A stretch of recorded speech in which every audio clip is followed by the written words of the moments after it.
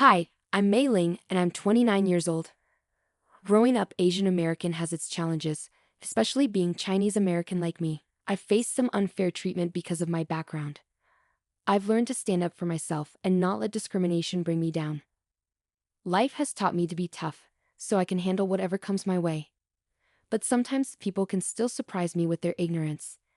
Take my father-in-law, for example. He doesn't seem to understand how tough it can be to be different in America. Let me tell you about my family.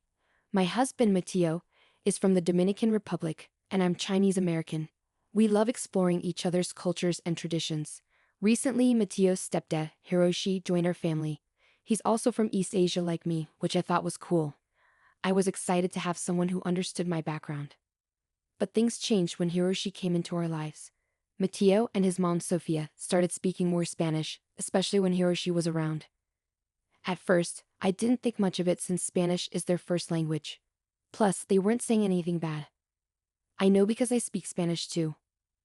You know, I want to surprise my husband by learning Spanish. He really appreciates it when people do things for him, so I thought learning his language would make us closer. I kept it a secret for longer than I planned because I was afraid to tell them I could understand what they were saying. Even though I was getting better at Spanish, I was still scared of making mistakes and embarrassing myself.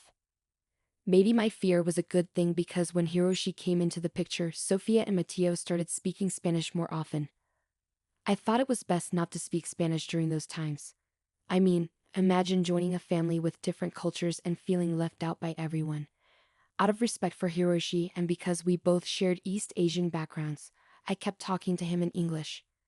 I found it a bit strange that they were speaking Spanish more, but I didn't think much of it. That is, until I started hearing insults in Spanish that really surprised me. I remember that day vividly, like it just happened. We were all gathered around the table, ready to enjoy a meal together. The food smelled amazing, and we were chatting happily. But then disaster struck. I accidentally spilled gravy everywhere when I reached for the gravy boat. It was like a river of regret flowing across the table. You can imagine the chaos that followed. Sofia, my mother-in-law, started swearing in Spanish. Even though I'm not fluent in Spanish, I could tell she was saying mean things about me. It hurt, but Mateo, my husband, stood up for me. He told his mom that her insults weren't okay. Then Sofia said something that broke my heart. She asked Mateo why he was defending me when she thought I couldn't understand what she was saying anyway. Those words hit me hard. It hurt even more than her insults earlier. I felt so embarrassed and shocked that she would say something like that. It felt like she was used to talking about me behind my back in her language. I choked on my water, feeling overwhelmed. But Hiroshi, my father-in-law, comforted me. He reminded me that everyone makes mistakes and accidents happen. He even said there was more gravy in the pot, trying to lighten the mood. Hiroshi didn't know that it wasn't the spilled gravy that left me breathless. It was Sophia's hurtful words questioning my worth. I couldn't shake off the doubt that crept into my mind. Did I hear her correctly? Was I losing touch with reality? I couldn't believe that my own mother-in-law, who should have been supportive, would speak about me like that. After dinner, haunted by Sophia's words, I needed confirmation. I asked a Spanish-speaking friend and even used Google Translate. Unfortunately, my fears were true. Sophia had intentionally been rude and disrespectful. I couldn't understand why she felt that way about me. I kept my discoveries to myself for now, deciding to watch our family dynamics and wait for the right time to address this. The next morning, as we sat at the breakfast table, there was an awkward silence. I sat quietly, thinking hard, while the others chatted as usual. Sofia and Mateo started speaking in Spanish, unaware of the impact their words had. Suddenly, Sofia said something shocking. "I regret marrying this old, stupid man," Sofia said, unaware that I understood her words. My heart sank as I heard her. Once again, Sofia had revealed her true feelings, ruining our mealtime harmony. Meanwhile, Hiroshi chuckled and said, "I should learn Spanish so I can understand what you two are always talking about." If only he knew the painful truth behind their laughter. Sofia and Mateo pretended it was all harmless teasing, hiding the hurtful gossip they were sharing right in front of him. But the gossip didn't stop there. Mateo and Sofia continued, each comment more hurtful than the last. Let me give you some examples. They mocked Hiroshi's accent, mimicking his attempts to pronounce certain words. They laughed at his cultural traditions, saying they were strange or unnecessary. And they made jokes about his age, saying he was past his prime. As I sat there, I felt more and more uncomfortable. It was like watching a cruel game where Hiroshi was the target of their teasing without even knowing it. My heart hurt for him, knowing he was being hurt by his own family. This wasn't the love and acceptance I hoped for when our cultures came together. In that moment, I promised myself I wouldn't stay silent anymore. Sophia might have said hurtful things about me, but I wouldn't let her treat this kind old man the same way. I knew I had to address the tension in our family to make them see the value of our diverse backgrounds and the importance of treating each other with kindness. As time passed, I became more determined to expose Mateo and Sophia's unkind treatment of Hiroshi. Armed with my phone, I started recording their hurtful conversations during meals. I wanted to show them their behavior and its impact. With each meal, I discreetly captured their words, knowing they would reveal the truth. As their insults grew harsher, Hiroshi started to notice something was wrong. He and I were constantly left out, and it was clear something needed to change. As Hiroshi felt more excluded, his lively spirit dimmed. I tried to guide our conversations in English to include everyone, but Mateo and Sophia always switched back to Spanish, shutting us out. Their gossip and insults towards Hiroshi ruined the atmosphere at meals. When I listened to the recordings, I realized something heartbreaking. Sophia had married Hiroshi for his money, regretting that she couldn't inherit his fortune until he passed away. I was shocked by her greed, and Mateo, my husband, not only joined in the insults but found them funny, supporting his mother's awful intentions. The realization hit me hard. How could I have missed their true colors? These were the people I trusted to embrace and celebrate our diverse family, yet they have betrayed that trust. I knew I had to do something, not just for Hiroshi's sake, but for the respect and love our family deserved. Late into the night, I listened to those recordings, steeling myself to confront Mateo and Sophia with the evidence of their cruelty. I knew it wouldn't be easy, but I couldn't let them continue hurting us. As I planned my approach, I promised myself I wouldn't let their toxicity ruin our lives any longer. Hiroshi deserved better, and so did our family. Determined to make a change, I geared up to confront Mateo and Sophia about their hurtful actions. But before I faced them, I knew one thing. Hiroshi needed to hear the truth first. He deserved to know. Gathering my courage, I approached Hiroshi, sensing his heavy heart. With a comforting smile, I asked, "Hey Hiroshi, how are you holding up?" He sighed and met my gaze, his vulnerability clear. "May Ling, it's been tough, honestly. I'm having a hard time fitting into this new family setup. The constant use of Spanish makes me feel left out, like I don't belong. Maybe I should consider those Spanish classes after all." Understanding his struggle, I nodded sympathetically. "I hear you, Hiroshi. It's been bothering me too. But there's something important I need to tell you." He looked intrigued, curious about what I had to say. "What's on your mind, May Ling?"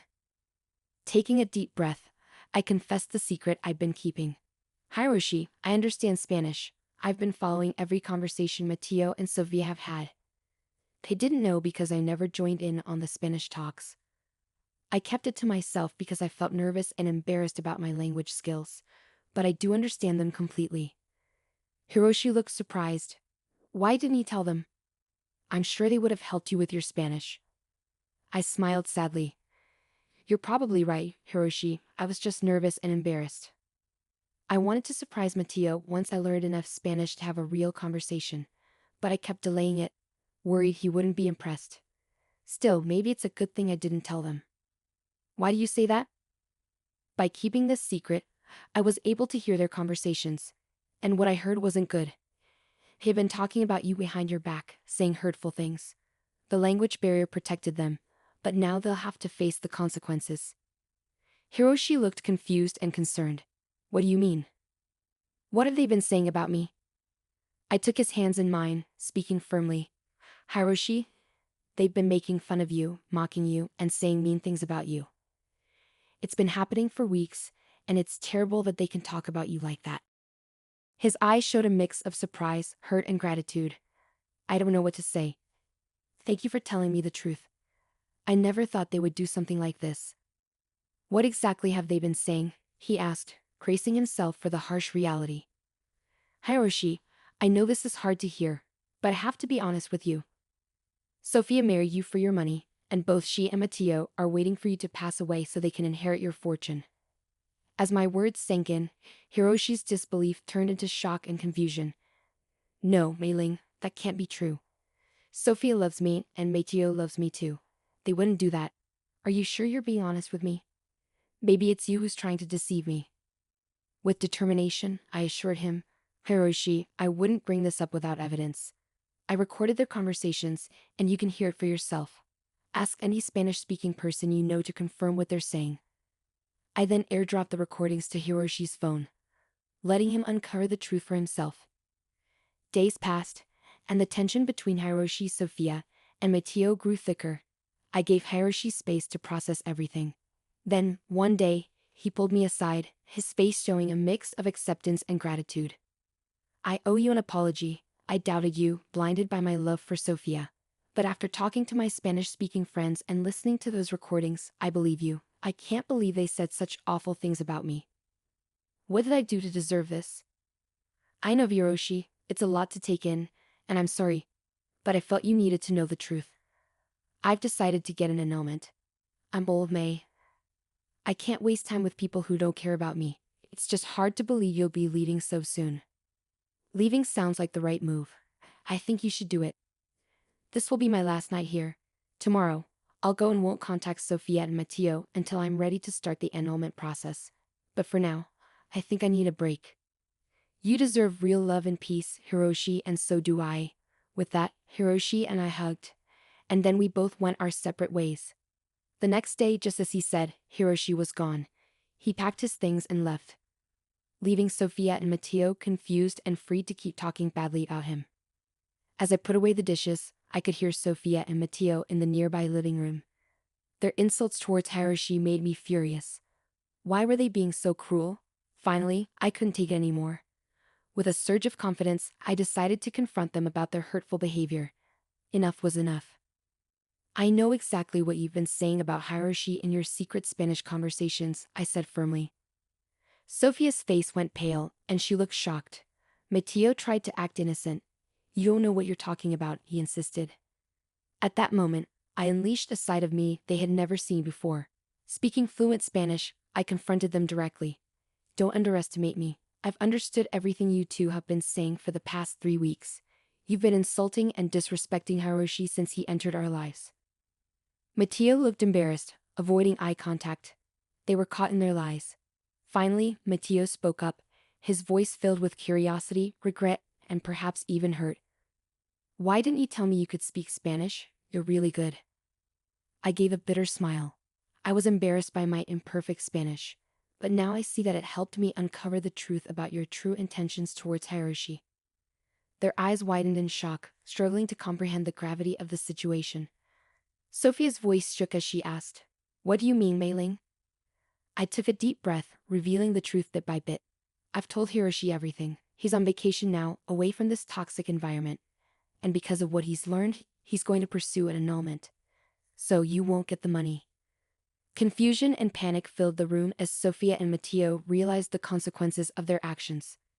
The realization that their pursuit of Hiroshi's wealth had been fruitless left them stunned.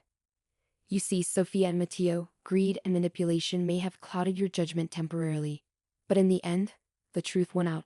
Hiroshi's fortune will never be yours. Your betrayal shattered his love and trust. As the reality of their actions sank in, Sophia and Mateo faced the consequences of their greed and deceit. The facade they had built around Hiroshi crumbled, and their dreams of an easy fortune vanished. In that moment, I stood firm, knowing I had spoken up for what was right, even if it strained our family's fragile harmony. Unfortunately, the damage had been done, and tension lingered between Mateo, Sophia, and me. Realizing the toxicity of the situation, I knew I couldn't stay any longer. If they could treat Hiroshi like that, who knows what they said about me? Their true colors had been exposed, and I couldn't ignore the toxicity in our relationship. Quietly, I started planning my exit. I reached out to Hiroshi for guidance and support. He, being the kind soul he was, encouraged me and even offered financial help to start anew. He knew I deserved better than the toxic environment we were in. I waited for the right moment to tell them I was leaving. The tension in the house was thick, with Mateo and Sophia carrying the weight of their failed scheme. They were angry and resentful, hiding any remorse they might have felt. With my preparations complete, I gathered the courage to make a clean break.